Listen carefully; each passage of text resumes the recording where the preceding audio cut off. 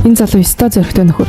Өгсөн хүнийг зав болгож, өгсөн хүнийг сахлын готгой болгож, өгсөн хүний биеэс гарсан үсэг өгөөж, өгсөн хүний зэвсэг болгон галдаж байна. Явчхандаа энэ зохицол түүний гарт бүрэн дүүрэн ашиглагдаж байлаа.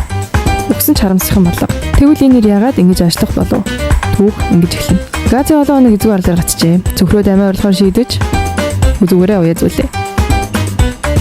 Дэлхийдээ салхиос гүйцэтгэх гэж байхад тэр далайн ирэг дээр нэг хүн байгааг олж харлаа. Тэр даруй амиа орлох бодлоо өргөлөө. Гэхдээ хэдийн оройтсон ч аз болгор нэрийн уян тасарчихв. Гази бусаа далайн ирэг рүү гүйж очиод түнд яарлаа тасамж үзүүлсэн ч амийг нь авчцсангүй харин хийл гаргаж чадав. Тэгэхээр бүгдээрээ түүнийг хий авах гэж нэрлэе. Энэ газигийн урмыг ихээр хуглав. Хий авахын тэлэг аваад дахин амиа орлохоор явлаа. Газигийн гүнхтэй зогсож байхад нөгөө талд хий авах зүгээр байхгүй тасралтгүй хийгээ гаргасаар байлаа. Тэр нь голын ус шиг тасралтгүй өргөдөлж шар мөрөнгөө үер шиг зогсоох аргагүй байв.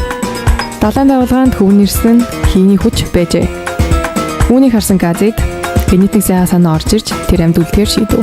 Ингээд өөрийн хийц цавийг зохион бүтээж мөрөөдлөө биелүүлэх замдаа гарлаа.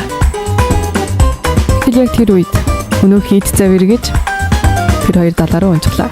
Үүний дараа нэг ирэг дээр ирлээ. Гэтэ энэ ч бас эзгүй арал байв.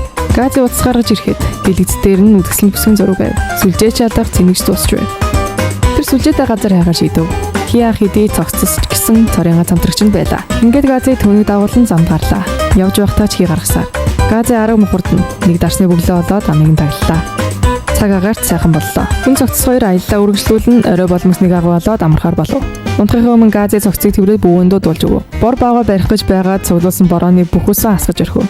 Гази маш их бөхөнд нь цогцос руу уурлаад түүнийг юу ч хийж чадахгүй хэмээн зэмлэв. Дэлхий явч зүгээр байсангүй.